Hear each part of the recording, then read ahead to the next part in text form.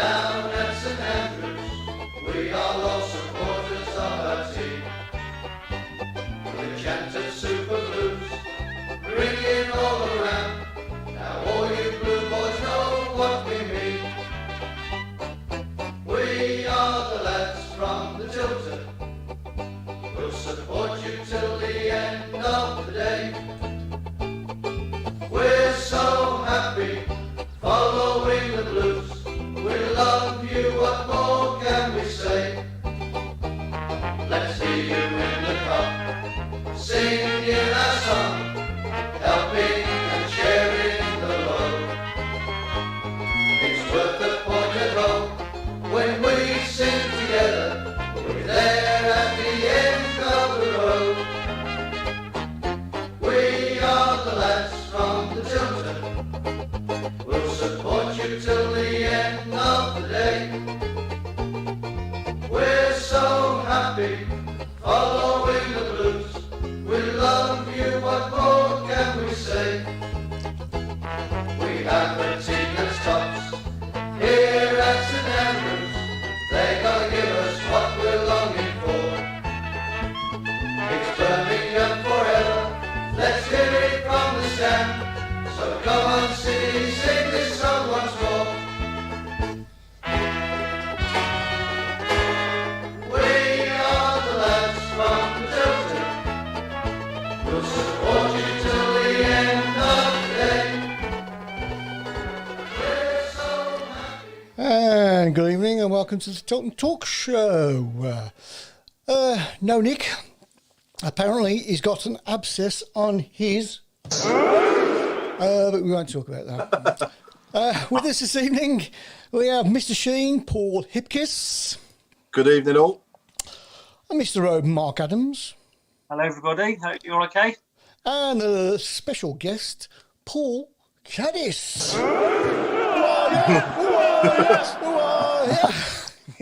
How we doing, guys? All right? Yeah, we're all Hi, good. Paul. You good? Oh, mate. Yeah, well, thanks. Very well. That's good stuff. Loads of questions to come. Paul, I think we should get straight into what happened. We won. Yeah, again. yeah. Brilliant game on Saturday in the end, and got the result that we've been craving for ages, and it finally came into place. First half, we took the game to Middlesbrough, didn't we? And got the goal, and yeah, I think we were well worthy winners. Defensively outstanding. I'll throw it out there early doors. Is that our best 11 from the players that we've got? I thought to myself at the start, possibly, Friend centre half with Dean and Pedersen left back. Apart from that, that's probably the team I would have picked before the game. I think Sunic and Clifton-Bell together in midfield is a must. We're a different team when they play together, in my opinion. And it was great to see Scott Hogan get a goal again, and that'll do his confidence the world of good. And for me now on Wednesday night, he must keep the same 11. I really hope that he keeps the same 11, providing we haven't got any injury problems, obviously, or any other issues for us not to do that. But yeah, in my opinion, I'm really hoping now he keeps the same 11 and we can kick on from here. I noticed on Sky Sports they kept harping on about Sanchez's lunge at their player, and I thought, for me, I thought the one thing they didn't mention was the fact that he was actually fouled in the first place, which is what made him so frustrated, because it was a blatant free kick, wasn't it? Yeah. And that's what I was shouting at the telly is, well, none of you have mentioned once the fact that he was actually fouled, which is what actually, agitated him to do what he did. But it was never a red card anyway, in my opinion. It was just a little lunge out, and he hardly even touched him, did he? So if you're going to get a red for that, then, as Tom would say, the game's gone. The game's gone. So yeah, overall, great result there, great 3 points, and we're only the second team to beat them at home this season. And let's hope now the lads can really kick on and start to sort out the mental side to the game at home and start to play like this at home and beat teams at home. And, second half, that change that he made, I thought, oh, what's he doing here, on about 65 minutes, but it worked a treat, didn't it? Going through at the back. Yeah. How much of a shock was it? Because I don't think any of us predicted a win, did we? No, I was confident. I was hoping we'd nick a draw, and I didn't think there'd be many goals in it. But to come away with that, no, I didn't see that coming, to be honest.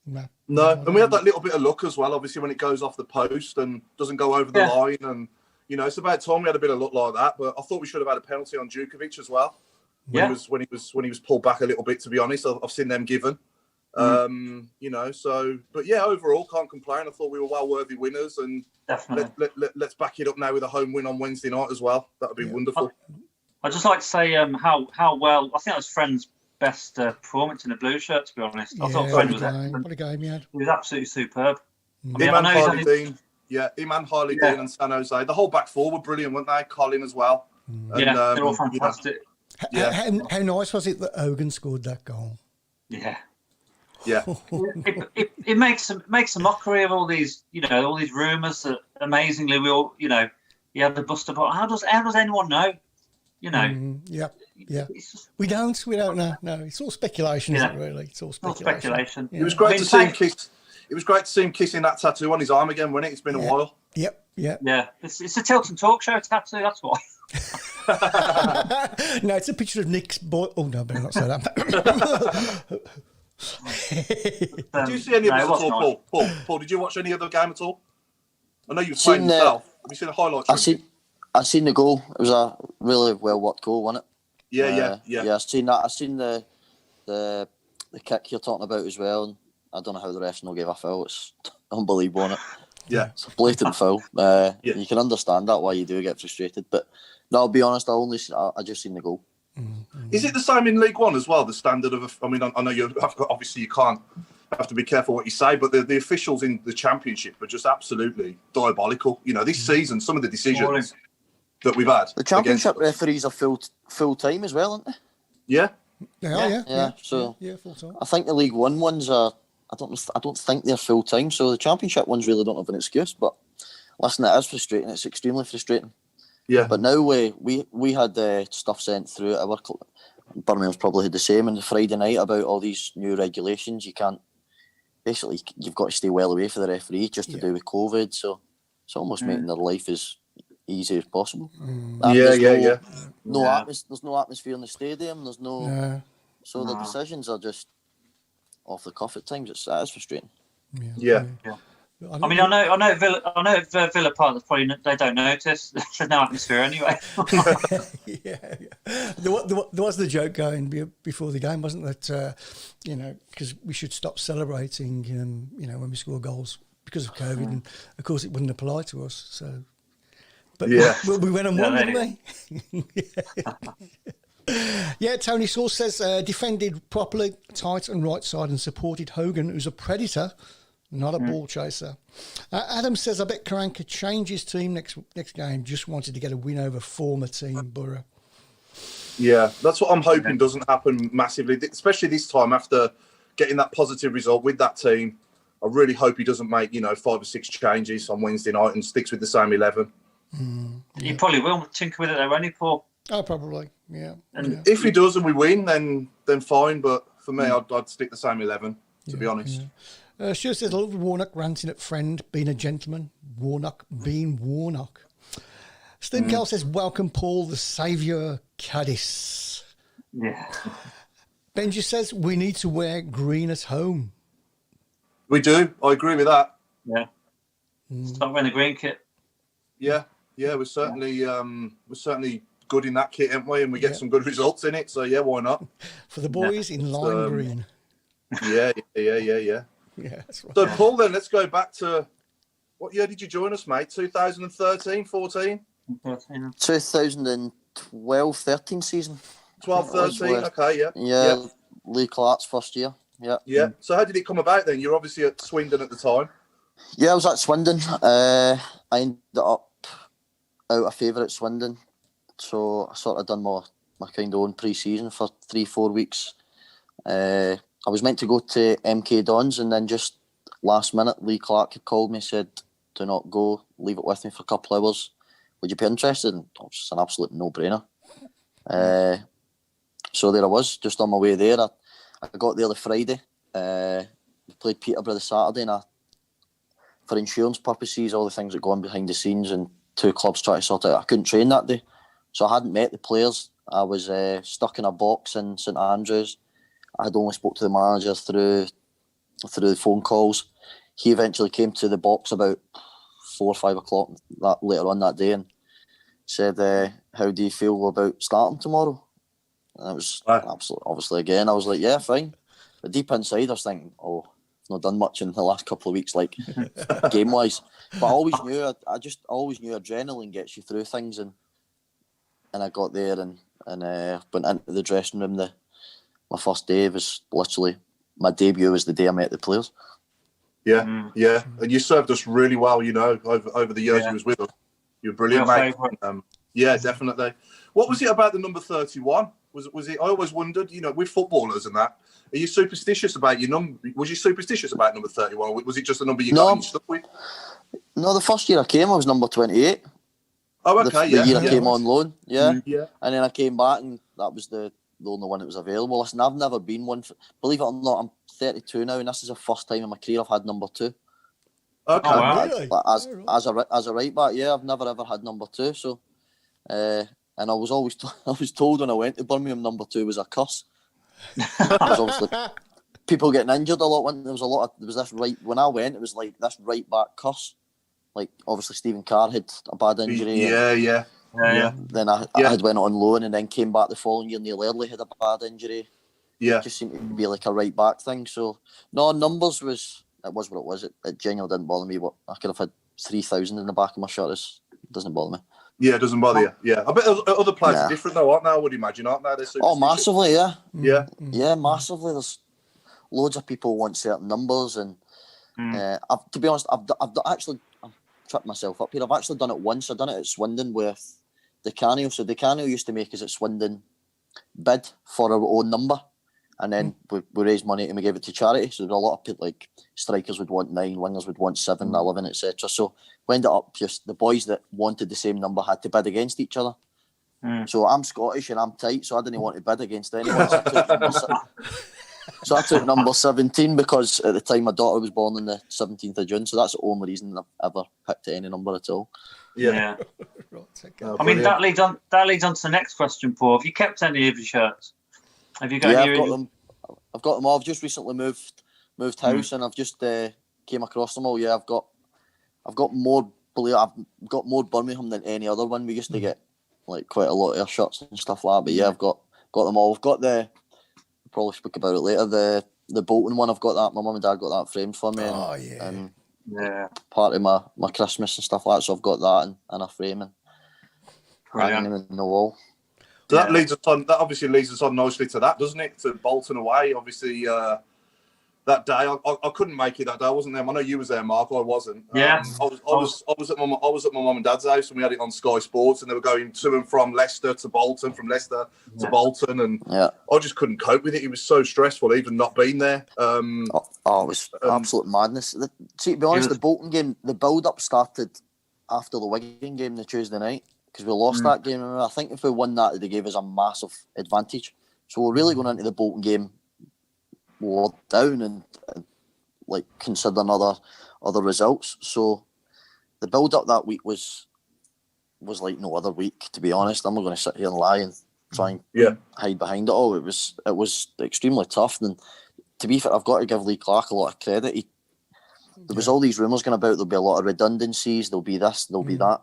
But he done so well to keep that away from the players, take the pressure off the players. Just it's up to us to go and play football and trying to go there with a clear mind. And eventually, the end result was obviously we stayed up. But it was a tough week, like no other. But something I'll never forget. And obviously, the man himself, Lukas Djukovic, nearly sent us down, didn't he? Obviously, got the second goal. Second goal. I played with Jukes actually when he came to the club. I was there as his first year, my last. I've reminded them of that plenty of times. So when we go 2 down, did you still in your minds? Did you? I mean, obviously we did it, but did you still believe that we could at 2-0 down? Because I thought we were down. I'm not going to lie. Yeah, I won't lie. If you see the second goal in, I'm at the edge of the box and I'm like this. Yeah. So that says it all. I genuinely thought 2-0 down, 12 minutes to go. No chance.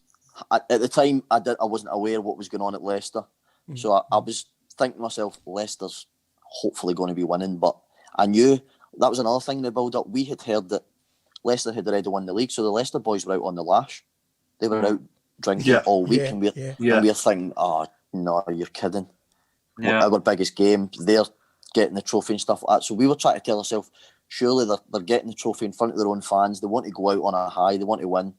But anyway, once the second goal went in, I remember Big Daz should have probably saved it, and because it went under his arms, innit? At the near post. Yeah. And I'm at the edge of the box, like hands on my head, and I thought, oh my God, this. And it then actually started going through your head, thinking, what is going to actually happen to this club? And I kept thinking, is it going to be like the next Pompey? Is it going to just keep dropping? Do you know what I mean? You just go through all those fears, because I know a lot of fans, and listen, some players might be like that, but I've always bought into a club that I've played with, and I just knew like this would be drastic for a club that size. But then they got the goal back with Big Ziggy, and I've said it before, as soon as Ziggy scored, the only thing we heard in the full stadium was those 4,000 or 5,000 fans behind the stand, and you think they still believe we've unbelievable, unbelievable. Actually, the noise. And let's talk through the goal to that moment itself. Then, so if I remember, it's Lee Novak, isn't it, who slips over when he puts the ball in the box, and then Jordan Ive gets the ball. He sort of cuts in, doesn't he? He has a shot, and then it sort of goes up in the air. Ziggy sheds it down. Yeah. And then I still got a bit of stick to this day to say that Ziggy's header was actually over the line, but I don't believe it. And did it feel like an age? Did it, when it dropped onto your head, did it feel like years, the ball coming down to your head? Do you know what? See, thinking about it, I can still hear it. I can still just, it kind of goes quiet, and then I heard it, and I just remember the place erupting. I can still hear it, and I knew it was late. I remember thinking, this is 92, 93. So the fans probably never noticed this, but they're all probably 5-6 rows further down than where they should be. Then I was just about to say that. Yeah. So I run right away up to the far right-hand side of the stadium, right up in the corner flag. So I could try and burn more time for the referee to come all the way up. I stood there. He booked me for taking my top off, get my six-pack out. Six-pack of Iron Brew. And I remember when I was celebrating, I run to Darren Randolph, because the second goal, the one we said Daz should have done better, Daz was crying. He had tears in his eyes, like he was proper crying. He thought he'd let everybody down, and Daz was unbelievable for us that year. So I just So I run to Daz, and me and Daz had a bit in the just around about the halfway line. But yeah, listen, you look back at it and you laugh and stuff like that. Could it have been a foul from Jonathan Spector beforehand? I don't know if you remember when they cleared it. I do. Kind of jumped on the young lad. So that referee, believe it or not, he was also the same referee that added the time on when we went 2-0 down against Derby. We drew 2 each. Remember that? Yeah. Away from home. Yeah. He was a referee there as well, and it was just you just remember things like that. Yeah. What a day! Unbelievable. Yeah, and I remember your interview after as well, and I won't repeat what he said, but Robbo coming up behind you. Yeah, Robbo. Yeah, brilliant. You just listen. We didn't want to be in that situation, but we had to make the best of it, and the best of it was obviously keeping the club in the division. And I mean, it would have. Sorry, Paul. It would have took us back to 1995. It would have set us way back. Yeah. You know, but the actual feeling. I was on the top tier, but all around me is just like I say. When we went 2 down, I think we all realised, hang on, this is the year we go. Yeah. There was I think it was weird. It was weird and all, because I scored that goal and I've run obviously down the line, and there was 4,500, 5,000 people there. And you know the one face I seen was my brother. Really? My brother was sitting like ended up in the second row for some reason, and out of every face, it was like him. I just run past him. Brilliant. So what did you do after then? After the game had finished, obviously you celebrated in the dressing room, and then what happened? Yeah, even in the dressing room, there was genuinely 2-3 minutes of sheer silence, and I'm not exaggerating. Silence. Couldn't hear a pin drop. Relief. Just like massive relief. Lee Clark's in the corner, and his face is beetroot red. And it was just silence. But then afterwards, listen, I don't drink. I'm teetotal, so somebody else should have probably scored that. You're Scottish. Somebody else should have probably scored that goal and enjoyed it a bit more. Yeah. I had a can of Iron Brew on the bus on the way home. But we went out for a bit afterwards. Obviously, as I said, I don't drink, so I was back home pretty early. And I remember it was about 1:30 in the morning, and I'm lying sleeping, and my missus is like, Paul, there's somebody shouting outside, and I've opened up my curtains in my bedroom, and Lee Novak and Darren Randolph's in my garden singing There's Only One Paul Caddis at 1:30 in the morning, steaming, paralytic drunk. Just unbelievable. It was brilliant. Absolutely brilliant. Brilliant. We've had literally hundreds of questions, and I really will catch up in a bit. But Sam Mullett asks, who was Paul's best friend at the Blues? My closest friends was Jonathan Grounds, and lucky enough I'm back in Swindon with him now, and Stephen Gleeson, Andrew Shinney. That was the three that I was closest with. Got on really well with Robbo as well. Still speak to Robbo. Still speak to quite a lot of the lads. Got on at the time with David Cottrell, but the closest one was Jonathan Grounds. But through other things outside of football, was his wife's Scottish as well. Got on really well with my partner. I was at his wedding and stuff like that. So Grounds is the one I was closest with. Yeah, another one who served us well. He served us really well, didn't he, Jonathan Grounds? Yeah, He did. He did. Yeah. Great. He was just steady, wasn't he? He was never anything unbelievable or terrible. I know he took a bit of stick at times, but he was. I actually enjoyed him playing at left back because it let me attack more because he didn't like going over the halfway line. I always thought I always thought Grounds got a bit of unfair stick. To be fair, it's one of those ones. I think what did he play 160 odd games for the club or something. Yeah. It was a great. And if you look at it, he probably played under 3-4 managers, and they all played him. So he must have been doing something. Yeah. It was good. He seems to be a scapegoat a lot of the time, amongst fans. But me personally, I really liked him. Yeah, he was steady. Aaron says, I know it's a silly question, but what was your best moment at Blues? obviously that goal, but to take that goal out of it, it was probably the debut. Just going from, listen, we've all probably done it. We're all guilty at looking at Sky Sports on the transfer centre and going, how's he nicked that move? And I came from League Two to Birmingham, and I know for a fact people going, how's he nicked that move? So just to go out there, I think I got man of the match the first game and done quite well, and just for my own benefit as well, just to say I can do this at this level and with these big personalities, and because listen, there was big personalities that first time I went in that dressing room. Big personalities. You had Marlon King, you had Keith Fahey, you had Stephen Caldwell, Curtis Davis, the Burkey, Hayden Mullins, Wade Elliott, to name a few. They were big personalities, and I had came from captain at Swindon. I was 24, and we were quite a young team, so I was probably one of the bigger personalities at Swindon, but certainly not at Birmingham that first year. Yeah. I think it's true, isn't it, that the better players you play with, the better you play yourself. Oh, 100%, and I probably didn't realise until my first time at Birmingham. I thought, these players will make me better. Yeah. And I remember hitting it off with Chris Burke straight away. Probably because it's the only two people that understood each other in the dressing room. But I had a great relationship with Burke. It was, I loved it, absolutely loved it. And listen, I've got a lot to thank the manager for, Lee Clark. He took a bit of stick at times at the club, but I thought his management, with me personally, was unbelievable. Yeah, someone's just asked how you got on with Lee Clark. Did you get on okay with him? Good bloke. Yeah, loved him. Yeah, I played against a lot of his Huddersfield teams. He wasn't any different to what you seen at Blues. He was passionate. You could see him. He was kicking every ball. But listen, he had such a family side to him. He had such a sentimental, soft side to him that probably only us as players seen it. Listen, when we lost it proper hurt him. It did. It genuinely did hurt him. He bought into everything at the club. He tried everything that year that we stayed up where we had the terrible home run. He genuinely tried everything. We tried staying at the hotel in Birmingham. We tried doing different things in training. We tried meeting up for pre-match. We tried not meeting for pre-match. He tried everything. So, I got on really well, and I still speak to him to this day. Yeah, we spoke to him just before Christmas. Really nice guy. Yeah. So honest, absolutely. Yeah. Somebody says, do you realise that you are a blues folklore hero? Do you actually realise how much of an hero you are? No, I genuinely don't. And oh, crikey!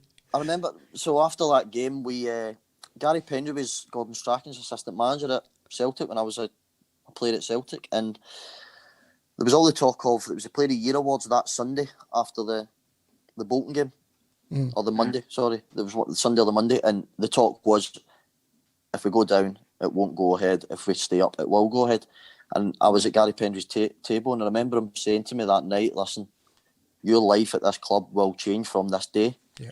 And I was 25, 26. I'm like, yeah, just kind of in one ear out the other, not expecting it, but genuinely had people coming up that night crying, saying, "Oh, you've saved my job, you've done this, you've saved my marriage, you've saved my marriage. Yeah. Can believe it. I can believe it. You've done this, you've done that," and it was like, Yeah.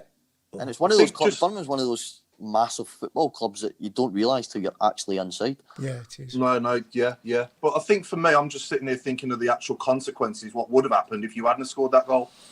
And Scary, you know, isn't it? Yeah. Yeah, it is quite scary to think what would have actually happened, because I think we probably would have done a Portsmouth or a, like you say, a Bradford. Yeah, that's the or only other something one like I could really. Yeah, Bradford. Yeah, that Portsmouth's the only the one that I could really think of. That decent sized club, obviously nowhere near the size of Birmingham, but a decent sized club, and you think they've done it. Is this what's going to happen at this club? But yeah.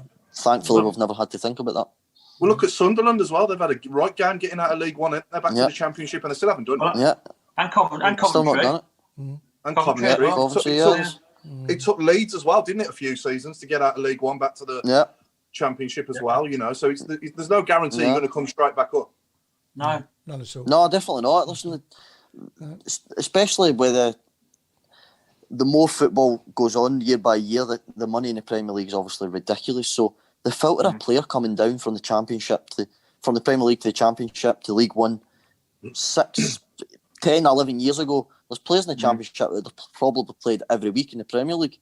But with the money now and just going and buying foreign players and the influx of foreigners in the Premier League, the standards filtering down and the leagues are extremely tough. So there's no certainty you're going to come back up. As you mentioned, Sunderland, a massive club with 50,000 fans regularly. It's there. I've got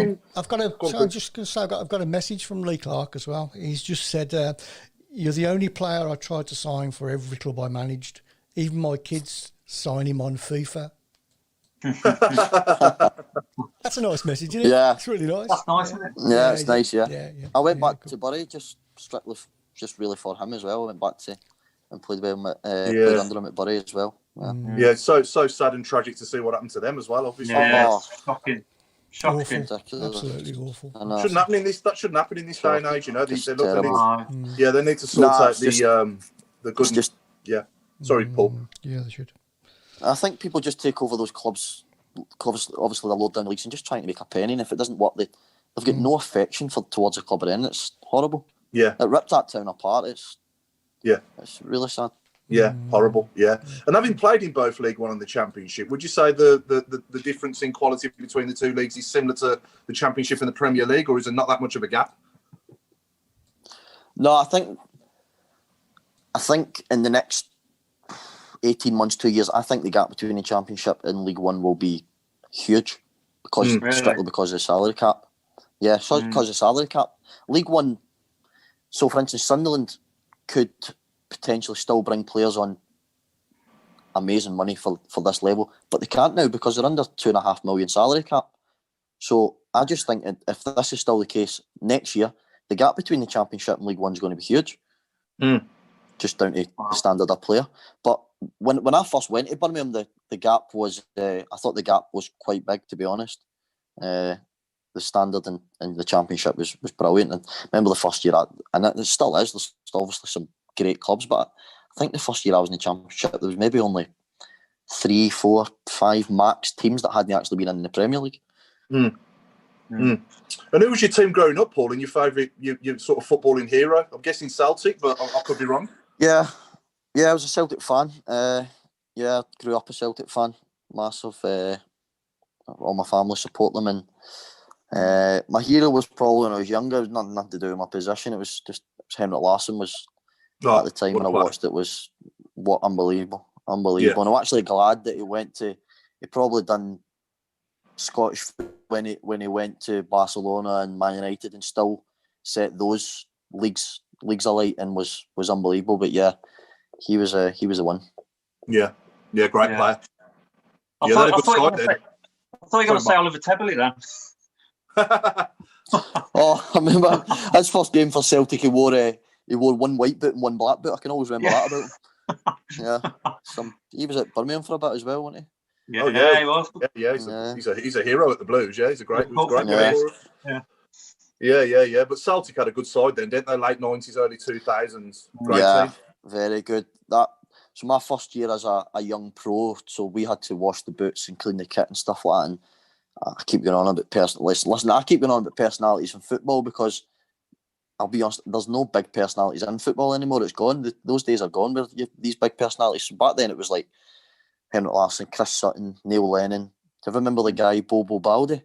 Yeah. Remember him, no? Yeah. He had muscles and he was that big, he had muscles in his ears. He was an absolute unit. Just big personalities like that. Craig Bellamy, John Hartson. But just to this day, that's the upbringing that I think youngsters miss now. They don't do any kit or boots or anything like that, but that is what it is. Yeah, sure. Chris? I mean, it's sorry. I was going to say it's just so depressing without the fans, like I said earlier. It's just the big worry is, Pete, you are worried about people turning their back on it for good. Not just the kids, but people getting out of the habit of going. And I hope I'm wrong, but I'll be honest. I absolutely hate it. I hate it. I'm, as I said, 32 now, so I've played, my first game was probably 18, 19, 14 years with supporters. And it's actually like, so right now, if you talk at Swindon, we're going through a tough time and it's about experienced players trying to help everyone else through all the rest of it. But believe it or not, it's actually suiting the young lads because these young lads, like experienced players feed off supporters. We do. Like, I feed off supporters. You'd see me at Birmingham, some of the things I would do just to wind supporters up. Like, I enjoy that. That gets that bit of adrenaline for me. But listen, you come out the dressing room now, you walk down the tunnel, you come onto the pitch, and it's like a big sponge. It's just drains you. It's just not great. It suits the youngsters right now because they're not used to playing in front of these fans and like under 23s and stuff like that. But I absolutely hate it. I miss supporters so much. The best analogy, sorry, Mark, the best analogy I came up with on the show previously for that, Paul, was it's like watching Strictly Come Dancing without the music. Yeah, you're right. I know. I absolutely hate it. And I hate saying that because I don't want to come across that like I'm not grateful that I'm still playing, but I'd just be so much more grateful playing in front of supporters. That's what I grew up to do. I grew up to be a footballer, but you grow up with, you don't dream of scoring the winning goal and turning around and nobody been in the stand. You dream of that when you hear that roar like I've done at Bolton and stuff like that. It's I bet it feels like you've gone. Yeah, does it feel like you've gone back 20 years and you're playing over the park with your mates? It genuinely does at times. It does. Yeah. You still, when that whistle blows, you still want to. You give 100%. That's just a given. But just at times where, just silly things like decisions by referees can be like, we just no wall penalty the other day. I know for a fact there's fans in the stadium would have got it. Just little things like that. But it's tough. It genuinely is. But even as fans watching it at home on the telly, it's like I don't know about you, Mark, but I forget where I am when I'm watching the Blues, especially when we score. And I'm jumping up and down when Hogan scores Saturday. I'm going absolutely mental in my house. My daughter's like, "Daddy, will you just calm down a bit, please?" And he just don't. I'm not used to that. I'm used to jumping up. And it's that time anywhere you escape and you can go nuts in the stadium when we score. But when you're at home, you just forget that your wife and daughter are there, and you just go into a different world, don't you, when you're watching the game? Yeah, it's just different. Even the build up, like driving to the game and stuff like that. You can now leave 10 minutes before you need to meet because there's never any traffic. There's no build up. You turn up, the stadium's empty. There's like 2 security people. I could go on all day. I don't want to sound ungrateful. I absolutely hate it. I don't know if you've got the gist of that. I mean, like I say, I miss, you miss walking up the Digbirth, walking up the hill towards the Blues. You miss walking up to the Tilton Roads, seeing all your friends and all that. And oh God, it's horrible. It's so Yeah. depressing and it's sad. I mean, for Even you, that Paul, guy's, even that guy's dulcet tones as well, walking up the Coventry Road. Made in Brum. Yeah. Oh, yeah, Made Dave. in Brum, yeah. Made in Brum. Yeah. Ludo's fanzine. Yeah. You miss Good Nick. old Dave Thomas, We miss Nick buying a beer as well. Yeah. That's like it never happened. Someone's asked, can you ask Paul if he wishes he had more international appearances for Scotland, and how proud was he getting onto the pitch for the senior team while at Birmingham? Oh, that's an absolute no-brainer. Yeah, I'd have loved more international caps. I've been in about 6-7 squads, but I only ever made the pitch once. But listen, I'm very grateful for that, because there's millions of people there that have never done that, and I was only on the pitch for 4 minutes, but at those 4 minutes, I tell myself I was one of the best players in Scotland for that 4 minutes, because I was playing for Scottish national team. Yeah, and I'll be Amazing. forever proud of it. And as I mentioned, the Birmingham shirt I've also got my Scotland shirt as well, and yeah, it's the pinnacle of your career, isn't it? It's your national team. Who was the manager when you played, Paul? Who was the manager when you played? The manager was Gordon Strachan. Gordon Strachan. Okay, yeah.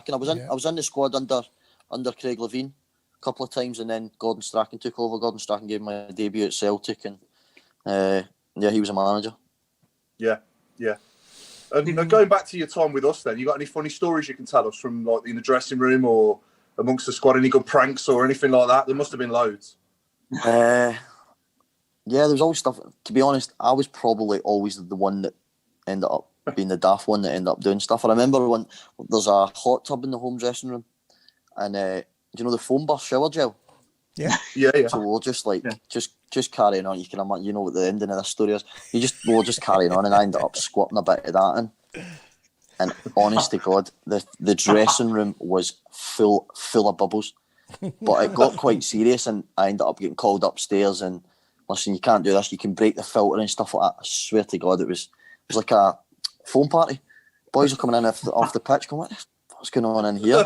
Just bubbles everywhere. Trying to think what others. There was always, listen, we were always up to something. I was always up to something. I loved the banter off the pitch. Like, this is why another reason I'm hating it right now. We're not allowed in the dressing room with each other unless it's a match day. I just miss all that camaraderie. We used to. We had the dartboard in there, like Gary Rowett and his staff used to come down and play against us after training at darts. Just that genuine, like, camaraderie with everybody. Big Ziggy was always good. Trying to think, there was just always something going on, but I'm trying to think if there was anything major. Somebody's just asked.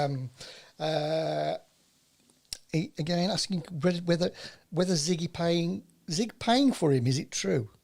Do you know what that means? Oh, I heard all those rumours. Go on. Go on. Oh, yeah. No, there was all these Ziggy rumours. funding it, yeah. So I came my first year on loan, if you remember right, and then I had to go back to Swindon because there was all those financial issues, and Lee Clark was calling me every 2 days, keep me updated, and it got to the stage where it was dead.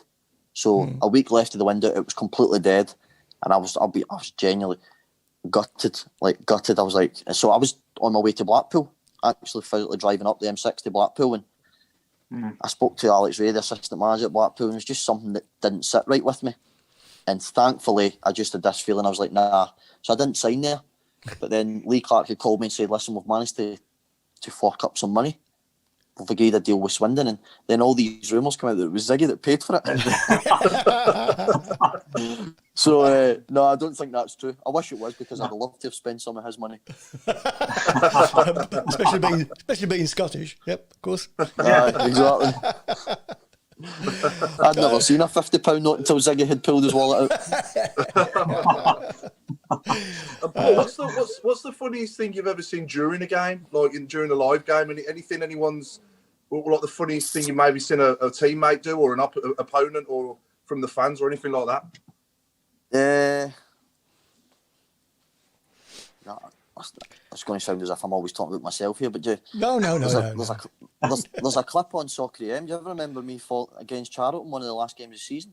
So Michael Morrison's got the ball, and I'm backtracking to try and get it, and and you fall over. My foot gets caught in my laces, and I fall over, And I remember just like Morrow had the ball and stopped, he kind of laughed, and then I turned around, Gary Ribbett's laughing, and everybody's killing themselves laughing. But trying to think during a game. Nah, nothing that funny. I remember like some like major incidents and stuff like that, like the Forest game where, listen, it was funny at the time, but Assombalonga punches the ball off the line in the last minute, and Gary Ribbett's going mad. It's a penalty. And the reason the reason we got that penalty was because Stuart Pearce had said to Ribbett, "Yes, a Stonewall penalty." He was a manager at Forest at the time. Yeah. Just about as the corners come in, he said to Gary Ribbett, "It's a Stonewall penalty. Like, you can see that, but I don't know how he's not seen it." So Gary Ribbett shouted to the fourth official. Even he says it's a penalty. So then the fourth officials radioed through to the referee and said, "I think that was a penalty, by the way." So Nottingham Forest managers got us a penalty to defeat them. Didn't he get sacked as well? He got sacked straight after that, didn't he? He might have done, yeah. He might have. Maybe that's why. Yeah, he got himself sacked. Yeah, I think so. Yeah. Someone has just said, did you ever play in a Celtic Rangers match? An Old Firm game? I played the last 20 minutes in an Old Firm, left back under Tony Mowbray. At Ibrox, so it's good that I could just, like, I was on the bench for loads of them. Back then in Scotland, to be honest, a lot of time I was probably on the bench by default, because in Scotland you had to have 2 under 21 players on the bench at the time. So I was always one of them, so I was always on it. But then in the end I deserved my place there, because I ended up getting moved into the first team dressing room and stuff like that. And I played. I came on the last 20 minutes. I think we lost away to Rangers, but that's another thing. And I said, when I'd say right now, if my career was to finish tomorrow, then there's a lot of things that I'm so proud of, obviously. Oh, yeah. Oh, absolutely. Yeah. You played against Barcelona as well, didn't you? Yeah, that was my home debut at Celtic, yeah. Whoa. Yeah. Yeah, Home Champions debut, League. Yeah, home debut, some home the last debut. 16 in the Champions League. Yeah, I know it was. Yeah. But I just knew. Listen, I've never ever been one for getting nervous. I never get nervous at football I was matches. going to say, you never got nervous. No, never. No, genuinely never. And because I knew, even then, listen, it's a win-win situation for me. If I play well, then it's unbelievable. He's played well, and if I don't, it's my home debut against Ronaldinho, who was arguably one of the best players that's ever played the game. Messi was on the other side, so I thought, well, if I don't, then who cares? Like, So it was a win-win for me. It was unbelievable. What a night! Yeah, amazing. The closest I ever got to those guys was playing them in FIFA and stuff like that. So to actually see them in the flesh and play against them was unbelievable. Are you good at FIFA, Paul? You good at FIFA? I don't play. No, I don't play computer games. No. I've got two young girls that I'm too busy having to chase after all the time. I've not got time. I don't play computer games now. We can't get away from that game. Someone said the noise at Bolton is still remembered by Bolton fans, and they comment it's the best atmosphere they've ever had. Never. Absolutely, yeah. We'll do a few quick fire live questions now. Yeah. That's so earlier on, I think it was Kevin Tomlinson asked who was the best player that you played with at Blues.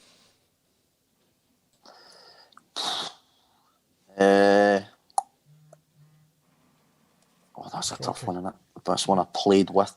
Yeah. There's a few. There was too many. There was 6 months when John Terrell was unbelievable. Oh yeah. John Terrell was amazing for us for 6 months. Yeah. There was actually there's a dressing room one. There was actually times at half time under. Listen, we were what we were under Gary. We were very hard to play against. We were rigid. We were counter-attacking teams. And when things weren't going for us, there was genuinely times at half time where the lads would say to John Terrell, "Come on, John, you need to do something for us here." And more often than not, he would. But John Terrell was up there, was very, very good. I loved playing with Wade Elliott. Playing him. He was quality. He just always looked. I like to make that run down outside the fullback, and he always looked for that one. I just loved playing with him. So they two stick out. But I enjoyed playing with David Cottrell as well. I always try and go to the ones that I had relationships with on the pitch, and I had a great relationship with Cotts. Yeah. Was you at Leeds in the cup game when Wade Elliott got that absolute worldie? He scored a screamer from about 30 yards. No, so I played my first game against Peterborough, and then we played the Tuesday night against Forest, and I dislocated my shoulder at home. Okay. So I was out for 10 weeks, so I missed that game. Is that not the one? Did Leroy Lita score one for about 40 yards that game as well? Yeah. That was against Was it at Ziggy or Leeds as something well. like Yeah. Lee Watts is asking, who's the best player that you played against? Obviously, you just mentioned Ronaldinho and Messi, but that? Yeah. Apart from Messi, them. obviously. Apart was, from them pair. apart from that, away from that Barcelona one. They're nobody's. We don't even include them. Going away for the bat, so just trying to think of the time in the Championship to relate it to Birmingham was. I used to always find it difficult playing against Anthony Knockaert. Believe it or not. He was stronger than me. I never knew if he was going down the line, if he was coming inside. He had great feet. He could chop. He had a little dig in on me. He was good. He was a good player. Very good. Yeah. To be honest, me and Groundsy spoke about it the other day. The only time Gary Rowett proper lost his head was at me and Jonathan Grounds we played away to Brighton, and we used to always have a tough time against. He was solid March. March was his side, and I was Knockaert on my side, and used to absolutely roast the Perriers. Yeah. And Steve Jobs saying, tell Paul my wife's just about forgiven him for all the red wine that went on the carpet after the goal at Bolton. See, I told you I saved some marriages. I'm just wondering if there was a bit of a population explosion as well. It'd be quite nice to know what the figures were there. Benji Smith's asking who had the worst fashion sense at the Blues when you was there. Who was the worst dresser? Oh, going off just purely for the value that he earned was Ziggy. Ziggy was a bit, he was one of the big baggy trousers and stuff like that, but always had his little man bag in. There was probably about 100 grand in that man bag, but he always had it on him. Probably a Carly Cup medal. Yeah, Linda wants to know who was the longest in the shower. Very interesting question. Oh, Same old question. Same old Linda. Yes, she asks everybody. does she? I love Peter Lovenkrands Oh right, by a country mile. Yeah, Peter say no more. Lovenkrands. Adam Wilkes is asking, what is Paul's favourite away ground to travel to? I used to love Leeds. I loved it at Leeds. I liked Forest as well, to be fair, but I loved it at Leeds. The atmosphere was always brilliant. We always took away fans. Our away fans were brilliant, but I love Leeds. Yeah, I enjoyed Wolves as well. To be fair, actually, that was always a good one. Local derby. It was always tasty. Yeah, it was always. Yeah, it was good. Wolves ones were really good. Yeah. And then you played in the League Cup at the Capital Cup against them lot up the road, didn't you? I did, yeah. And there's a video of me going about whistling. I was going to ask you about that. Are you whistling a certain tune when you got? Yeah, but I thought you were. It wasn't deliberate. It was just just talking about it on the bus and stuff like that, and I could hear, and I whistled it, and then somebody put it on. I must have got caught doing it. I got into trouble for that, by the way. Did you? Got into trouble. Yeah, Right. I went back in on the Monday or something. It was like, just basically, you've got to be aware of your surroundings and stuff like that. I was like, aye, good one. Yeah. I wasn't lying, was I? Oh, crikey. So did you get a fine or anything like that? No? You didn't get a fine or anything? No fine, nothing. No, just a slap. In the wrists. Yeah, just a slap. Yeah. Go on, Paul. Ronnie Keynes is saying, do you see yourself in management one day? Yeah, definitely. It's something I've always been, something I've always looked forward to. It's weird because the older you get, it's as if you're rushing your career away for that next phase of your life to start. But I still hope I've got a couple of years left of playing. But I'm starting to do my badges and stuff like that. I'm evaluating games completely different to what I used to. But yeah, it's something I'd definitely be interested in. Yeah. Would you say the game's massively different now to what it was when you started playing? Yeah, I would say at my age, 32, 33, I'm probably the last of the old school footballer. Yeah. Old school, like cleaning the dressing room, doing football boots, cleaning the boots up.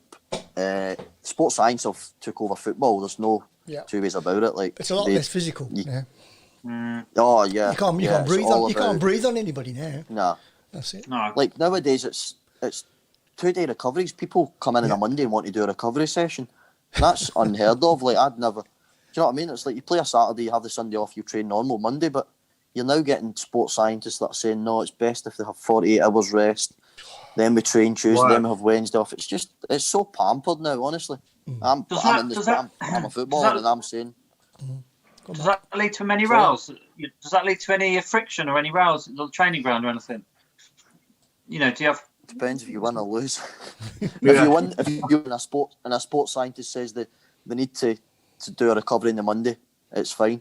You lose the Saturday and they ask for it takes a brave sports scientist to ask for a recovery session. So, but I don't think it should change. We used to under Gordon Strachan and Gary Pendry, we used to play a Saturday and then do an hour and a half, 2 hour session on a Monday. No problem. I don't see. I think that's a lot of the problems why. Listen, touch wood. I was very, very fortunate. I have been with injuries. The only bad injury I've had in football is a non-football related injury. I dislocated my shoulder. Never had bad knees, and I just see that many people getting injured these days with soft tissue injuries, and even in the last couple of years, is it maybe down to being pampered too much? Yeah. I mean, even in the stands at St Andrews, obviously, when we was going, I remember saying to my dad and the people around me, there's no way, when a challenge has gone in, I've said many times, there's no way that would have been a foul going back 10, 15 years, or even, and it's so frustrating. Can you imagine what it's going to be like in the next? Yeah. Can you imagine what it's going to be like in the next 4 or 5 years? Well, yeah. No. Soon they'll be able to tackle. It's madness. There'll be like, Madness. It's like there'll be like you can win the ball now, so you can clearly win the ball, but it's what your foot unnaturally does afterwards. You end up with a free kick against you. You can't help if you win the ball and your foot follow throughs. It's your momentum with your body. It's just the old school football's gone, unfortunately. And that's what our club's all about as well. The physicality, the work. You put that shirt on and you give 110%, and flying in with the tackle and putting the player in the stand with it as well, with the ball. That's what gets the crowd going. St Andrews. That's what the Blues. I think that's why I had such a good relationship with the supporters. It was just I didn't fly into tackles. I didn't shy away from them, but I just think at clubs like Birmingham, it's a working man's club. Like You're happy for me to say that, and that's not like that. We are. And it's a working man's club. If you give 100%, the fans will back you. That's right. Yeah. And I just thought that's just standard. Like I've been brought up on hard work. If you work hard, then you're halfway there. So I just always thought, like, I had crap games for Birmingham. Listen, there's times I was terrible and stuff like that, but you always get that little reprieve if you can see that you're giving 100%. That's something I've always done. Yeah. No, you're right. That's what Blues fans do look for. They always look for the 100%, the grafter. Yeah. Paul, Kevin says, if you were a footballer, what other interests would he have had? Have you got any other interests outside football, and what would you have done, basically? No, I don't have any other interests. Nope. I left school at 15 and went straight in full time at Celtic. So I don't know. I'm trying to think what I was good at school. Maths, I was all right at maths. Yeah. So it's an unbelievable mathematician. They could work out Ziggy's wages. Yeah, that's a good one. I managed to work the from percentage of how much he paid. There's a good one here from Sam Mullet. He just said, was the squad gutted when Gary Rowett got the sack, and what were people's first opinion of Zola, Gianfranco Zola? Oh yeah, great question. So that's a good question. So we won the Tuesday. No, did we draw 2 each for Tuesday? No, we won 1-0. We won 1-0, yeah. Oh, yeah. But there was rumours building up to it that had been a fallout, and we had caught onto that in the dressing room. But listen, we'd never ever thought that was going to happen, never. And then we came in, we got a phone call that Wednesday saying everyone's got to come in. And as soon as you get a phone call to say on your day off everyone's got to come in, you knew something's going on. Yeah. So we just before we even arrived, we knew he had left, and he just come in and had basically said, I'm sure, I don't know if he said it since, but I'm sure he won't mind me saying, but he just said to us, listen, the club want to go a different direction. They want him. Basically, I think what he was trying to say was the club would want him to sign players. Like, their players, not his players. And I think there was too many people getting involved, and I think he basically said, no, we're going just fine with me and my staff. I don't need anybody else involved. And he was right enough. We were going just fine. So, and Zola's first impression was first of all, you go to when somebody like that comes in, you go to their career, don't you? So you think, what an unbelievable player he was. Yeah. Great career, done well at Watford. You think, yeah, it'd be decent. And for me, I thought, yeah, this will be good for me. Like, he'll like attacking fullbacks and stuff like that. But he was honest from day one. He came in and told us, listen, the board are giving me X amount to spend. They want me to bring 9 players in. That was always the number. He said they want me to bring 9 players in. So I'm going to have to move a few years on. And I enjoyed working with him. I was only there for maybe 6 weeks or something, but I knew early on that I was going to be moving, that I wasn't wanted. But I just wanted to wait 4 or 5 weeks to see if that would have changed. And I tried my hardest to try and change that, but it wasn't. It sounded from him. It sounded as if it didn't come from him, but it was almost like you've got this money, you're forced to spend it. What was Zola like as a person, Paul? Yeah, good, really good. Yeah. Listen, the weird thing about it was, so you had Zola and you had Casaraghi, who obviously was an unbelievable player as well, as assistant manager, and we had a first team coach called Chioffi, who the guy with kind of longer hair, and he took absolutely everything. Zola didn't take much training, just stood at the side. Casaraghi stood at the side, and he took everything. And listen, I'm not Mourinho's perfect example. You don't have to be an unbelievable player to be a great manager, but that respect for him was less than what it was for Zola and Casaraghi, because I think the highest he had played was like Serie C in Italy, and he was coming in and doing absolutely everything, and we're kind of looking him on the pitch and then turning around and seeing Zola and Casaraghi at the side and thinking, we want this from you, like we want to learn from you. Yours are the pinnacle of your career was at the top level. We want to learn from you, and I think Zola maybe regret that now, I don't know, but he took everything and just changed a lot in such a short space of time, and I don't think that helped either. No. I mean, some of the football we were playing during that time was some of it was amazing, but we just didn't get the results. Just didn't get the results, did it? Ultimately, couldn't win a game. Just couldn't win a game. To go nine in a row or something, they just couldn't win. But yeah, as you said, they played some really good football. But as I said, there was just too much change too soon from like Gary Rowett's intense sessions, stuff like that. Like these were Zola's sessions were intense. Like the guy that took them, Chioffi, they were intense sessions, but they were just different, and it didn't suit. Gary Rowett had bought a specific type of player. We obviously played on a counter attack, we're hard to beat, and we just kind of we changed a lot overnight.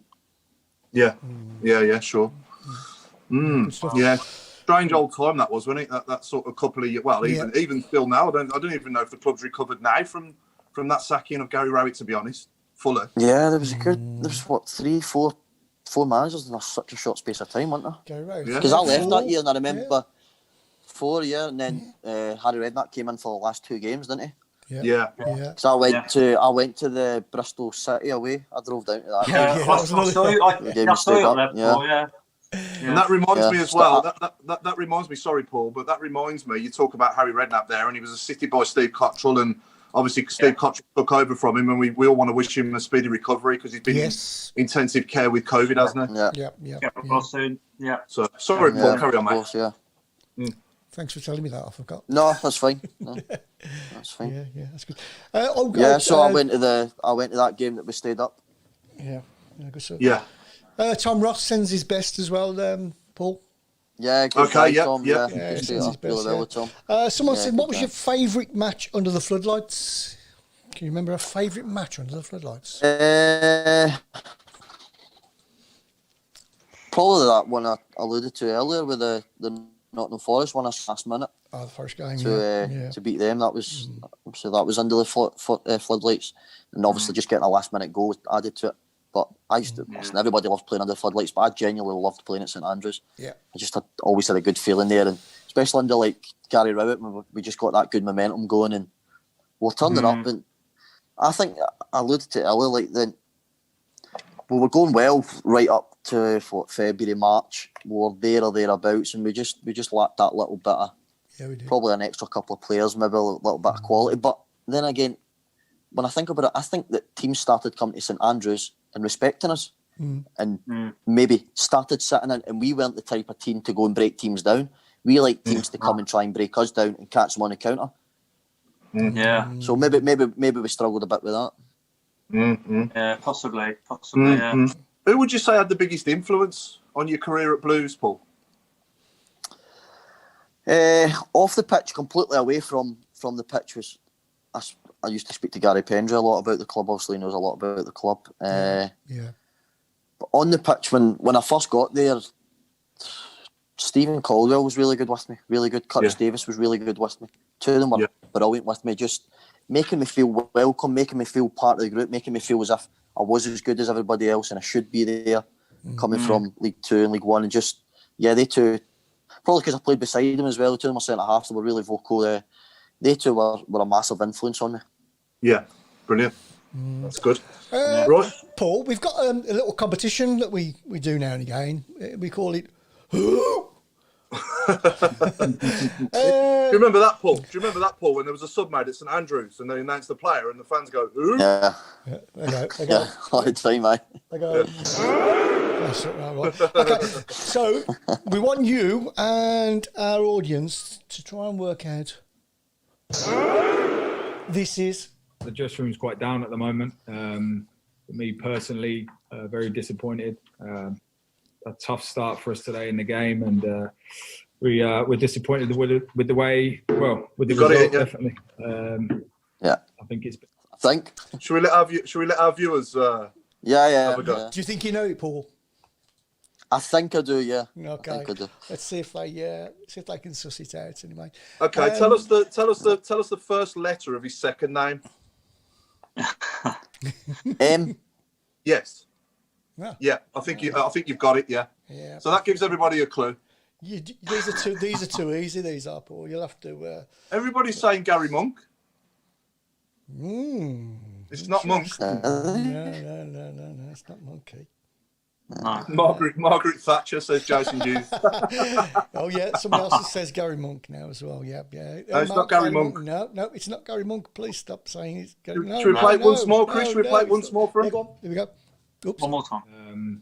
For me personally, very disappointed. A tough start for us today in the game, and we're disappointed with the way. Well, with the result, definitely. I think it's. I can see the Gary Monk bit in that. I can see the Gary Monk thing as well there. But no, it's not. It's not Gary Monk. Yeah, especially at the beginning, but they're all. And they're still all Shall saying Monk. Yeah, while people are having a go, then Paul, should we do You've done a 1 to 11, have you? Players you played with for us. Yeah. Yeah, I did. Yeah. Come on then, Paul. Was that tough? Was it tough? It was tough, yeah, because listen, I've seen a lot of the players you've had on, and they're 1 to 11s, obviously unbelievable players. But I played with more like industrious, hard-working players. Like at my time, obviously with the financial situation and stuff like that, so it's not quite as glamorous as everybody else's. But it was all right. So in goals, I went Daz Randolph, which was tough because I had the first year I was there was Jack Butland. And then when I finished, it was Tommy Crack, who were both very good. But Daz, particularly in that season, made some unbelievable saves, kept us in. He's a great guy off the pitch, worked really hard. And I really enjoyed it. It was one of those goalies where if the back four got broke and somebody broke through it, I always had a feeling that he would make a save, he would pull us out of the water. And he'd done that on many occasions and enjoyed him. Yeah. I thought he was a very good goalkeeper. He was a really good goalkeeper, and he obviously moved on to West Ham, and then he went to Middlesbrough as well, didn't he, for 5 million? Right. Yeah, and then back to West Ham, didn't he? He went from Middlesbrough, West Ham, then back to West Ham. And he's Ireland's number one. Right back, I've went obviously. Go on. Yeah, carry on. Yeah. Right backs, but controversial one for me because I don't play right backs. But when I first went to the club, I've never played with this guy, but he was there at the club, so that's what I'm going for. Stephen Carr, who, by the way, actually come to think about it, was a massive influence for me as well when I turned up. Just having to fill somebody's boots like that, who I knew the fans loved, and obviously quality first and foremost. But he was a great guy off the pitch with me, brilliant. Talk me through games, tell me what I'd done well, tell me what he'd done in these situations, and no, he was brilliant. So great leader as well. Like never, as I said, never played with him, but he was a proper leader. You want him in your side. He'll go led down the in club. folklore. It's another one that will go Yeah. down in folklore. Yeah. Obviously, as the captain of the League Cup winning team. Yeah, listen, he was brilliant. Yeah. He was behind everything behind the scenes. He was at the front of everything. Even when obviously the bad injury and stuff like that, he was brilliant. So Yeah. I've went with Carey as right back. I think I've went with Carey as my skipper as well, actually. Yeah. Just for those reasons I just mentioned there. Like, yeah, he was captain of the club rather than captain of the team. I find these days you get team captains, but he was a club captain. He looked after everything. Man. Yeah.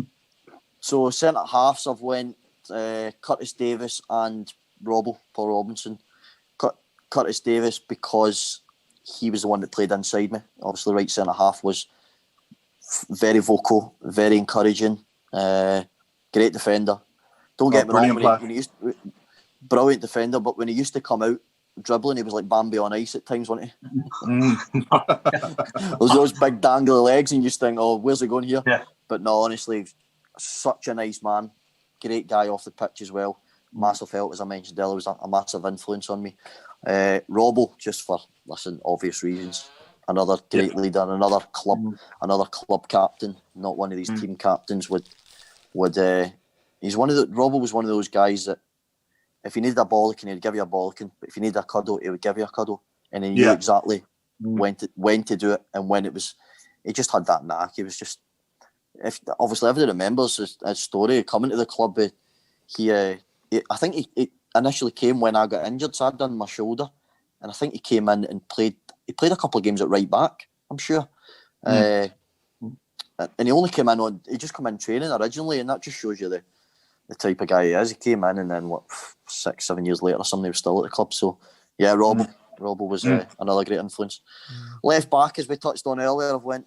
Listen, the video probably say it's a friend's app, but I've went Jonathan Grounds because he was the one I played with most. I played with Murph, who was a great player. David Murphy, a great player, but unfortunately, a great player.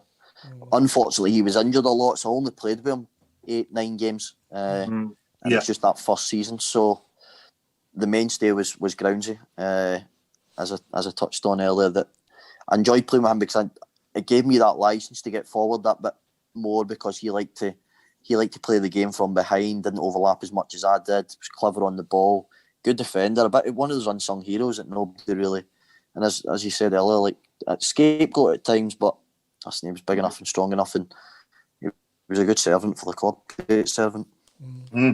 Yeah. So I'm going to go a 4-4-2. So right side was very tough on me because this is the ones that I had the closest relationships with.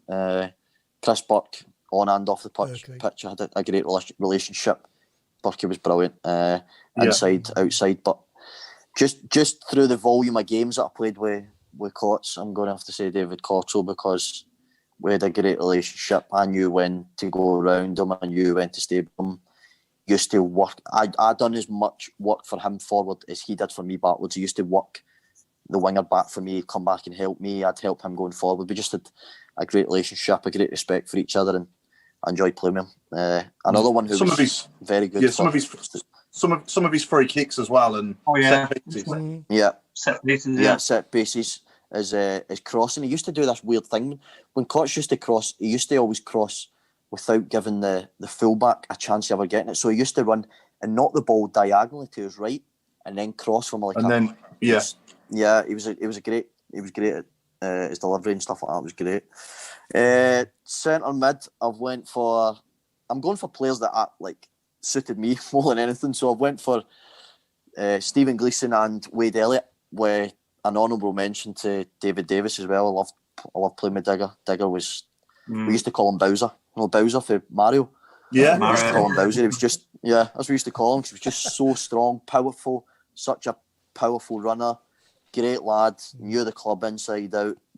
Used to love playing him. But Stephen Gleeson, again, as I mentioned, I like to get forward, as obviously you've seen with myself and Cots. And Gleeson always knew that he had to be in that kind of gap if it broke down to cover me, basically. So he always knew, and he always tried to make myself and Cots on the ball. He'd always try and play down our side, and he was just like, it was like a comfort blanket for me and Cots. He was just always there in a position for us to go and try and do our stuff going forward. So him on that right side of in the middle, and Wade Elliott on the other side. Again, Wade used to pick the ball up from the left back or the left midfielder, and as soon as I seen him come inside, I knew I could bomb. As soon as I bombed, he'd always try and play that one in behind, and 9 times out of 10, his passing range was ridiculous, amazing. Brilliant. Yeah. He would always get me on. He could score a goal. He was feisty. He used to go into tackles, silly at times, but he was feisty. Great passer, nice lad again, great proper pro, top pro off the pitch. So they two in the middle. Left is obviously a Birmingham prodigy and Damari Gray. Damari, yeah. The thing I liked about Dimmy most was, listen, young lads that get a lot of hype these days and a lot of speculation can go to their head. Dimmy had this well and truly his 2 feet on the ground. Smashing lad, great lad. Even when I remember the story when he was going to Leicester.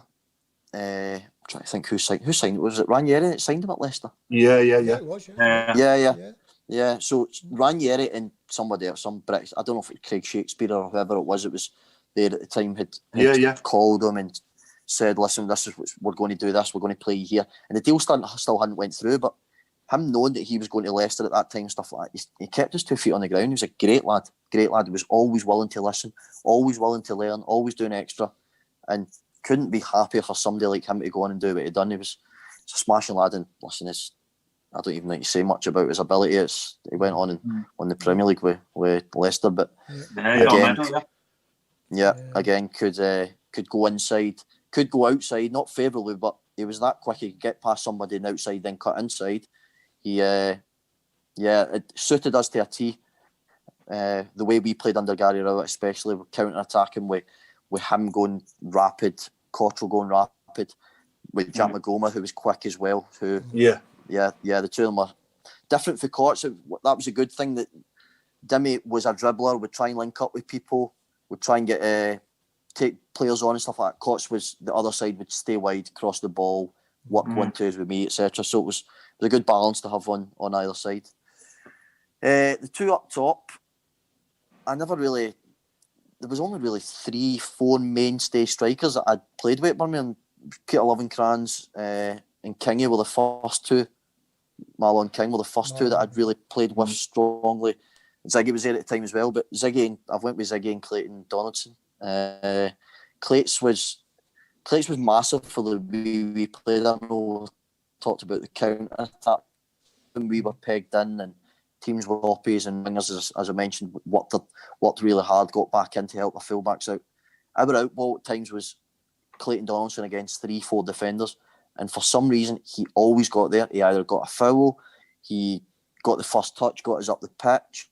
He used to run channels like chasing chickens. Honestly, he could catch a chicken, Clayton Donaldson. He was unbelievable. Put the ball down the side, he would get there, strong in there, scored goals. Just purely for work ethic, clever, but another great lad. No big ego, nothing. Worked hard, and he was a joy to play with at times because he got us up the pitch. And I just had this knack with Clates. I knew where he was running, when he was running, and I used to just put the ball down the side all the time for him, and I knew he was going to get there, and he got us up the pitch. So yeah, Clates and Big Ziggy. More the first year I was there under Ziggy, for the first couple of years, I was actually surprised at how good Ziggy was with the ball at his feet. Ziggy actually used to say, I'd prefer you.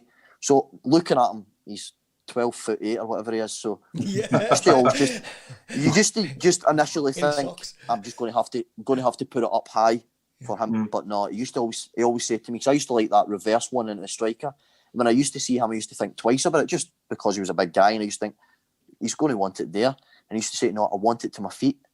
And then I didn't know too much about him, and then it turns out, obviously, him and David Villa were strike partners at Valencia and stuff like that. So you think, listen, the guy was obviously very good with his feet to play there. But Ziggy was, again, off the pitch. I was actually really close with Ziggy. He was a really good guy. Probably because he paid for me to come back to the club, mind you. Did you still talk to him at all? Are you still in contact with Ziggy or not? Or? No, I've not. To be honest, I've not spoke to him for not like maybe about a year. I've not spoke to him, but I used to see him a lot in Solihull and stuff like that, and I knew he was hanging about for citizenship for his kids and stuff like that. And Yeah, that's right. But yeah. actually, I seen him when Scotland, believe it or not, we qualified to go to the Euros when we beat Serbia. He was on the bench. I think he must be a coach at Serbia now. Coach, yeah, he's part of the coach, yeah. He's a coach, yeah. It's a good team though. That is So, Paul. Really good team. That is. Yeah, listen, as I said, it's not glamorous. It's industrious. It's effective. I would say all of them would give 100%. Oh yeah, you know that none of them players are going to leave. They're going to leave everything on the pitch, aren't they? Every one of them. Yeah. Ray just can't mentioned play regarding Ziggy a Saturday and a Tuesday. Ray's just mentioned regarding Ziggy. He says those goals he scored away at Leeds. He was. It was unplayable. Absolutely unplayable, wasn't he? Yeah. It was so do you want to tell us, Paul? Paul, do you want to tell us who the Whoies? Because everyone's saying Michael. Everyone's saying Michael Morrison, and it's not Michael Morrison. We've had many Gary Monks. It's not Gary Monk. So do you want to? Who do you think it is, Paul? I hope I'm right. Yeah, I'm right. Is it Hayden Mullins? It is indeed. Yeah. I'll just play it again. By the way, he was another very good player. For me personally, very disappointed. A tough start for us today in the game, and there you go. So well done, Paul. Didn't we call him back? He was out on loan somewhere, wasn't he? We called him back to play against Bolton at centre half. Yeah, I was going to say Hayden Mullins' first game back from loan was centre half, and he was unbelievable that game. Brilliant, absolutely brilliant. Yeah, he was a good lad as well. Proper good player. Played in the Prem and that, didn't he? He was a good player as well. Yeah. So when sorry, I was going to say when you was at Blues, did you actually live in Solihull? I stayed in Dickens Heath. Oh, okay, I stayed there for the 5 years I was there. I stayed there, and then eventually, actually, my last year at the club, I stayed in Colin Doyle's house. I moved to Colin Doyle's house when he left. Yeah. Oh, okay. Yeah, so I stayed in his. Yeah. Okay. And nobody believes that was Hayden Mullins, by the way. Craig's just said that was one battling team. That would be. And Graham's just says, was Paul there? And what did you think of Jack Storer? Was he? Listen, Jack Storer had something. Jack Storer was a good player, but similar to different scales of quality to Ravel Morrison, but similar. It was just something that didn't quite work for Jack at any club at football. I just think it was a mentality. It was difficult for him, but he was a good player. He wasn't actually a bad lad, but he just couldn't. I think it was the Wolves game he got sent off, didn't he? Yeah, against Wolves. He played Wolves. He got sent off. Something silly. I think he must have kicked out or punched somebody or something. But that was just him. But he was a good player. But just unfortunately, sometimes in football, your attitude is far superior to your ability. Yeah. I went to the friendly at Kidderminster. The pre-season. I think he scored a hat trick, didn't he, against Kidderminster? And he did. some of his finishing in that game was top draw. Yeah, it's a shame. His finisher, he was a great finisher. As I said, he was a great player. Very good ability. And Gary Rowett tried everything with him. Tried to give him every opportunity. Tried to seek help for him. Richard Beale was unbelievable with him. He tried to seek psychiatrists and stuff like that, but it wasn't to be, unfortunately. Being a hard Scotsman, what are his thoughts on players that wear snoods and gloves? And headphones as well, Paul. Oh no, headphones. No. Headphones, I know. Oh, it's a good job. Because I'm in a flat, I know. Listen, I'm not a massive fan of it, but it's especially in games. I don't understand why people wear gloves in games. It shouldn't be allowed. I'm not snoods and gloves in training, fine, but I don't like hats in training and stuff like that. I don't think you should wear hats in training. You've got to head the ball at times. I'm old school though, and people always tell me that every day at Swindon. I'm old school. We haven't talked too much about what you're doing now, and people are asking, are you at Swindon and so forth, and that's where you are. I'm back at Swindon. As people always say, never go back to a place you had success. But I came back and had success again, and another club. Another club I've got a great relationship with. Had great times here. I'm now the first player in the club's history to win 2 league titles. So Yeah. So another great achievement for me. I'm so proud of that. But it's not went too well this season so far. But hopefully we can pick up. Yeah, nice little family club, Swindon is nice little it's tight good. little ground. Good. Nice little ground. I like it. Yeah. Apart from when they're beating us 6-4. Oh yeah. All right. There was a game, Paul, back in the early 90s, when we were 4-1 up at half time against. We were 4-1 up. It was when Glenn Hoddle was the Swindon player manager. Yeah. And we were 4-1 up at half time. Was that the Premier League? No. It was what is now the Championship, wasn't it? Oh, yeah. And we were 4-1 up at half time, and he got changed second half and come on, didn't he? And the beat us 6-4. 6-4, yeah. The county ground? No, St Andrews. Blues. Oh, was it? Yeah. It's unbelievable. Glenn Hoddle, supposedly, wasn't he? God, we've had some horrible days. The real game, that was. Yeah. We talked about this briefly before we went on air as well. After the 8-0 defeat from Bournemouth, what did Rowett say to get the team firing? Honestly, the first thing he come in and said was, "This is the first and last time I'll mention the game," and it was literally, "The game has gone. I can't affect it. You can't affect it, and I will never go back to it. I'll never talk about it. It's finished. We start now. Every single player's got a clean slate." He was very, very good in his first training session. He came in and stamped his mark straight away, to the point where, as I said, we come in on the Wednesday and we trained under him. He had to give us a Thursday off. That the session was that intense, and he had to do it. He just had to stamp his authority straight away. Bang! So you just had bang straight away. You've got his respect. He's got your respect straight away. You think, well, and listen, I loved working under Gary Rowett. He was one of those managers. He never ranted and raved, but he just had this thing: win, lose or draw. Every 8, 9, 10th game, he'd come in and have a little go, and you'd think, well, he'd stand up a bit. Win, lose or draw, he just had this. He just kept us on his toes constantly. But yeah, he never mentioned the 8-0 game at all. And I think his first game we went and drew. So we lost 8-0, and then we went and drew 0-0 with Wolves, didn't we? 0-0 Wolves, Yeah. He was a great player for us as well, Paul. Do you remember him as a player? Yeah, I don't remember him as a player, but I'd seen a lot of clips with him, obviously, when he came to the club and stuff like that. And yeah, he was a fullback, wasn't he? Right back. Right back or centre half. Yeah, he was excellent for us.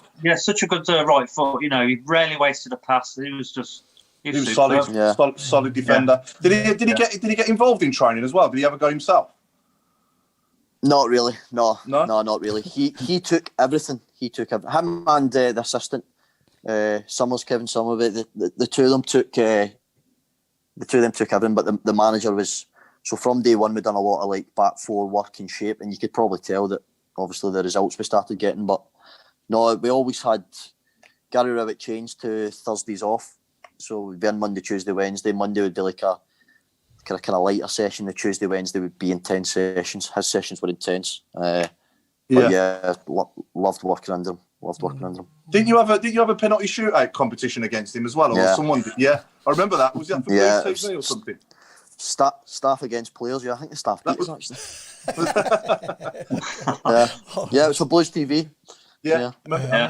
Okay. Yeah. Kevin Pooh says this is a really nice comment. He says, "Many remember you for the goal up at Bolton, and rightly so. But I always remember you as a top attacking right back who was also a decent defender." Nice comment there from Kevin. Yeah, appreciate that. Nice. Question for Paul: what's your favourite boots? What type of boots do you like? I keep going on about being old school. I just, believe it or not, that the game I played for Scotland, the 4 minutes, I was the only player on the pitch to have the same pair of boots as the referee and the two linesmen. I'm proper old school. I'm always black boots. I like old school black Puma Kings. Yeah. I've always been black boots. So yeah, probably Puma Kings. Yeah. Do you know what drives me mad as well, Paul? When you're watching the football on the TV now and the players are talking to each other coming off the pitch and they're doing this. Oh, yeah. Yeah, I know. What's that all about? It's as if they don't want the cameras to pick them up. They're maybe harming their manager, I don't know. It's just come into it in the last few years. I don't get it. I know. I don't get it either. I don't get it. No. So many questions that I haven't been able to keep up. Balti pies, yes or no? For me, yeah. Yeah, Balti Yeah, I like pies, a yeah. ball pie, yeah. Balti Yeah. pie, right, okay. Yeah. Going back to Jack Storer, Storer got sent off, then took it out on the advertising hoardings, walking off the pitch. I was there. That's his advert. Yeah, that's- it's a shame it never worked out for him because he's finishing. I mean, I remember thinking at Kidderminster we got a player here. Yeah, But yeah, I think it's a shame it that never was the final. I think that was the final straw for him. That game. I remember Gary Rowett actually coming in after the game and not saying anything to him, and I think that said more than actually having a go at him. So Yeah. sometimes less is more in it. Yeah. Brenda Brown's asking, what did Paul feel like when us Blue Noses sang "Keep Right onto the end of the road"? So, as a player on the pitch, how does it feel when you hear the best anthem in football Yeah. belted out? Yeah, I used to love it. As I said, that was the first thing I heard when Ziggy scored that goal, and it was it's just one of those tunes that you just makes the hairs in your neck stand up, doesn't it? And Just thinking Especially about being it now, Scottish as well. It's like, traditional Scottish element there, isn't it? Yes. yeah, definitely, yeah. That's right, Makes it even better, doesn't it? Yeah, that's right. Sid just says, would you love to manage the Blues one day?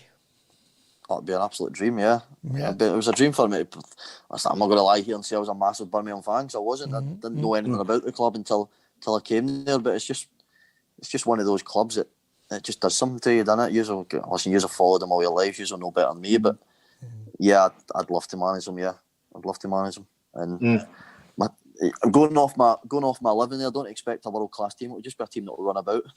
Yeah. Yeah, no, I mean that. Yeah, sorry, Mark. Go on, Mark. Mark? I was going to say, there's always been that connection when players aren't necessarily fans or from the area. I mean, like you said, Paul, you was at Bristol, and I saw you up there, and then you see other players at away games sometimes, or even at home games, and all of a sudden, like Jeff Horsfield, I mean, Horse wasn't a Blues fan, but he just converted big time, and there's always that connection, Yeah. It speaks I would have volumes. probably been back. I would have been back a lot more, especially now being at Swindon. I'm not far, but obviously with the COVID and stuff like that, and obviously having my own games and stuff. But yeah, you just get that. I've just got that connection with the club that I just think I'll always have. I loved my time there, and I enjoyed it, and I had a good rapport with the fans and stuff like that. So yeah, it was good. We got a good question here from Simon Andrews, who's our current coach driver for the club. He's asking, who did you sit with on the team coach? Who did you sit next to? Down the front, it was me and Robbo next to each other, and then Lee Novak and Colin Doyle. And Colin Doyle could honestly eat you out of house and home. He used to just sit on his iPad, earphones in, watch his iPad, and you just see this big, huge hand every so often, just grabbing a mouthful of sweeties. He was an absolute gannet. But yeah, that was a four at the table. Me, Robbo, Noves, and Colin Doyle for a good few years. Yeah. Yeah. Football, we're running out of time here, but footballing heroes, Paul, who was your footballing hero? When I was younger, I used to. Henrik Larsson was the one for me, following Celtic. But then as I got a bit older and I started looking at players, and people probably laugh at this, but I used to really like watching Gary Neville, because obviously he was at Man United, and I know he's went on and obviously the Sky Sports pundit now, and he's a laugh and a joke, but he had a hell of a career. I think a lot of people forget that. He did have a hell of a career. And Yeah, he did. Oh, yeah. and a lot of and I really enjoyed watching him as that position. Yeah, he was a top player, Gary Neville. Brilliant player. Yeah. Have you ever met him, Paul? Yeah. Have you ever met him? No, I've seen him. I've sat like a couple of rows. So when I left Blackburn, I went a couple of weeks without a club, and I just enjoy football. So I started going and watching some local games at Fylde. I stay in Lytham, so I was going to Fylde games, and they were playing against Salford, and I sat a couple of rows away from him. But I've never actually met him, no. Mm-hmm. And who would you say is the best manager you've ever played for in your whole career? The one I probably learnt most from, probably because we were younger as well, was Gordon Strachan. Gordon Strachan's coaching wise was unbelievable. Di Canio was another one that was his coaching was amazing. Knew the game inside out. But it's weird because this question gets asked a lot: who the best you worked under? And I loved working under Gordon Strachan, but there's something you take from every manager you work under. Gary Rowett, for instance, his man management and his organisation, his tactics, and was brilliant. Like going off at Birmingham, Lee Clark, his enthusiasm, his passion, his drive, tactically as well at times. There's just little bits you pick up from everyone, but the one I always go back to is Gordon Strachan. Yeah. And there's many highlights as well, isn't there? I mean, the first home game sticks in my mind as well. Gary Rowett's first home game against Watford. Yeah, they were unbeaten for a bit as well, top of the league, weren't they? And obviously at the time we were struggling. We got that 0-0, and then we beat them 2-1. Yeah, that was another good night, great night actually. That was one of the best nights under the lights. Yeah. Well, there we go. Our time is up. He's finished. The show has gone. Hour and a half gone like that, man. Time flies when you're having fun, doesn't it? Crazy. It's been a pleasure, Paul, mate. Thanks for giving us your time to speak to us. Brilliant. No problem at all, anytime. So thank you to Paul Hipkiss. Good night, all. Keep right on. Mark Adams. Take care, everyone. Have a good week. Bye. And the legend that is Paul Caddis. Thank you very much. Thanks very much. Take care, guys. Thank you. And good night. Good night, all. Good night.